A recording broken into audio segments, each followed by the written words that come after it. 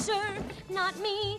I guarantee it. I want much more than this provincial life. A lot of people, including myself, like to reminisce about the Disney Renaissance. I see it as a great point in Disney film history, and I always remember the movies that came from it. So, while I'm going through some strong writer's block lately, I'm going to explain what the Disney Renaissance was. I'll look at the films that came out then, and also what makes it so special, even to people like me, who weren't even born in the 90s. Ariel? Ariel? Huh. Well, that's kind of pretty. Okay. Ariel. In 1989, a movie named The Little Mermaid was released to the public, based off of the fairy tale by Hans Christian Andersen, and needless to say, it was quite a success. It was a return to the classic Disney princess story that hasn't been seen since Sleeping Beauty in 1959. Critics said it was a fresh, well-needed return to form, and this was what marked the official start of the Disney Renaissance. The Renaissance was when Disney regained the prominence and levels of success that they hadn't been able to get since the 60s. He loves me. He loves me not. He loves me. I love The Little Mermaid. Although a lot of people complain that this movie was sexist or something, personally I don't see it. This movie also had quite a bit of a lighter tone than the fairy tale it was based on, because, spoiler alert, in the fairy tale, the mermaid died at the end, unlike the happy ending of the movie. But it doesn't really matter. This movie is well deserving of all the praise and admiration it got when it was released, and it is definitely a winner. I love the story, the animation, and especially the music. The next film in the Renaissance was The Rescuers Down Under, which was a sequel to The Rescuers from 1977. This is actually the only movie from this era that I haven't watched. And unlike The Little Mermaid, this movie got mixed reviews and was a pretty big disappointment in the box office. There goes the baker with his tray like always. The same old bread and rolls to sell. Every morning Despite this disappointment, Disney still went on making great movies. The next film in this area was Beauty and the Beast, based off of the French fairy tale. This movie was an even bigger success than The Little Mermaid. People loved it so much that it was actually the first animated movie nominated for a Best Picture Oscar. With some fava beans and a nice Chianti. The music in this movie was provided by the late Howard Ashman, who also provided music for The Little Mermaid. Unfortunately, he died before this movie was released, and Beauty and the Beast was dedicated in his honor.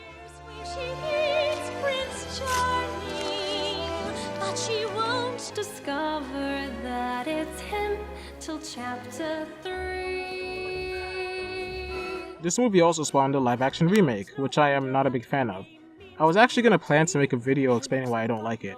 I feel that the remake is pointless. Not only is it effectively a shot-for-shot repeat of the original, but it also lacks all of the charm of the original, and the music is nowhere near as good. Some things also don't translate very well into the new style, like the Beast for example. He looked cool before, but not so much in his new CG form. The movie still managed to make over $1 billion though. Moving away from my mini rant, I love the original Beauty and the Beast. It's one of my favorite Disney movies, and one of my favorite movies in general. No one to tell us no, or where to go, or say we're only dreaming. A whole new world. November of 1992 was when Bill Clinton was elected president and Aladdin was released to the masses. Based off of the folktale from 1001 Nights, Aladdin definitely had a more humorous tone than the last ones. Or maybe that was just the late Robin Williams making an excellent performance as a genie. 10,000 years will give you such a crick in the neck! Critics praised it for its visuals and really upbeat music. Suffice it to say, Aladdin was a success just like Beauty and the Beast. So great that they're making a live-action remake.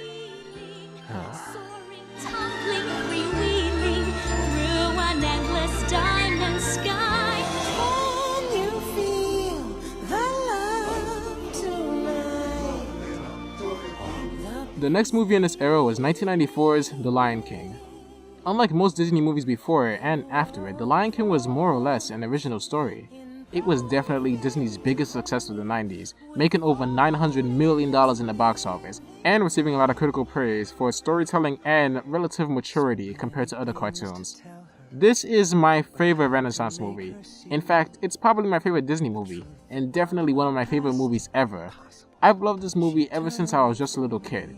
The music is amazing, the characters are very good, as is the moral of the story, and the villain is very threatening. Life's not fair, is it?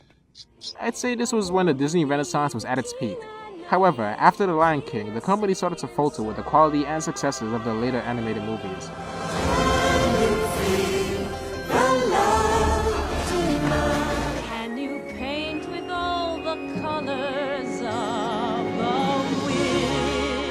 The next year was when Pocahontas was released. It was an interesting first for Disney. This was the first time Disney based their movie off of an actual event, although it had quite a bit of historical inaccuracies, such as the real Pocahontas being much younger than the movie version, and the actual story was probably just a bit less romantic. But how does it stand out as a movie? Unfortunately, Pocahontas doesn't really have much going for it. It was the lowest rated Disney movie of the 90s, and most of its reception is mixed at best. In my personal opinion, I have to give Pocahontas credit for its amazing and colorful animation. But unlike other Disney movies, with its amazing animation, it lacks a good story, interesting protagonists and antagonists, and any good humor. Colors of the Wind and Savages are the only songs that really stand out to me. Other than that, the movie is kind of boring. If you cut it down, then you'll never know. Show them the mercy they don't find on earth. The next year re-elected Bill Clinton and gave us The Hunchback of Notre Dame, based off of the novel by Victor Hugo. I have to say, this movie took much more of a darker tone than anything from Disney we've ever seen before this. The movie starts off with a gypsy woman being murdered by a judge who almost kills her deformed baby. Jeez. I have to say, I think Frollo might be the best villain in any Disney movie. He doesn't have much physical powers, but he is extremely threatening by being in a position of great political power. His motivations are also a bit... What are you doing? I was just imagining a rope around that beautiful neck. not kid-friendly. Yet, this movie still manages to be rated G. I also like Quasimodo and Esmeralda in the movie, although I don't like the gargoyles in this movie. They are the obligatory comic relief and man, they just ruin the mood. There's even a whole song sung by them, which is just awful. Once you so any moment, she'll walk through that door. Pretty good movie in my opinion, but still not as good as the pre-Pocahontas ones. But I know so many less lucky than I. Bless my soul, Herc was on a roll. Person of the week in every Greek opinion poll. 1997 bestowed on us Hercules, based on the Greek myth of Hercules. And honestly, this is my least favorite movie of the Disney Renaissance. The animation is pretty nice, but I don't find the story to be very good, and most of the characters are really forgettable. And the music is disappointing too. Zero to Hero is the only song that I really find to be catchy and good. None of the other songs are things that I would really listen to in my free time. But hey, at least James Woods made a really good performance as Hades. Well, they're just fine. You know, a little dark, a little gloomy, and as always, hey, full of dead people. What are you gonna do? Sadly, Hercules was very disappointing to me when I watched it. Royalties, our Herc had cash to burn. Let's get down to business. Thankfully, Disney rebounded when they got to Mulan in 1998, based off of the Chinese legend. I have to say, my criticisms with the three previous movies are mostly fixed to Mulan. It has a great story that is really touching, the protagonists are well developed and easy to connect with, and I find all of the songs catchy and memorable. And Eddie Murphy as Mushu is actually really funny and doesn't ruin the mood of the movie. Pretty high, huh? That being said, Shan Yu is a pretty generic villain, he's just a warlord who wants more power, but Mulan definitely stands out to me as a great movie. Oh yeah, they're also making a live-action remake of it. Fantastic.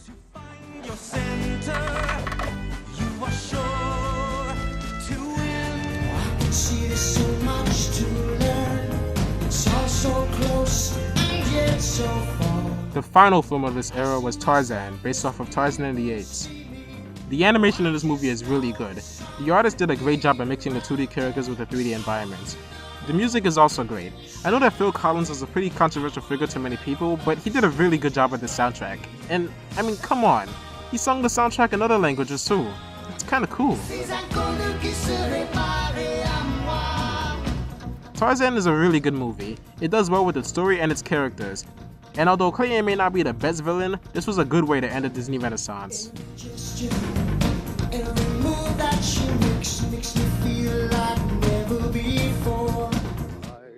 Although I don't think every film from the Disney Renaissance was amazing, that doesn't change how much I love and appreciate this period. During this time, animation really re-emerged as the amazing form of art that it is. Walt Disney defined the company's early success when he was alive, and after he was gone, that success faltered.